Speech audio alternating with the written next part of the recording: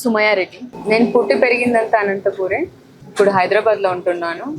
ఇక్కడ ఓటు వేయడానికి వచ్చాను. లాస్ట్ టైం ఓటు వేసాను, మళ్ళీ ఇప్పుడు వేసాను. ప్రెసెంట్ డియర్ ఉమా సినిమా హీరోయిన్గా చేశాను. ఆ సినిమా ప్రొడ్యూస్ చేశాను. అలానే ఆ స్టోరీ కూడా నేనే రాశాను. ఇప్పుడు రిలీజింగ్ ఉంది. Release time June 1st week. Opportunities ఏంటంటే, మన రాయలసీమ నుంచి సినిమాలో ఎవరు వెళ్ళాలన్నా చాలా కష్టం ఉంది. అందుకనేసి I want to create some opportunity అందరికి.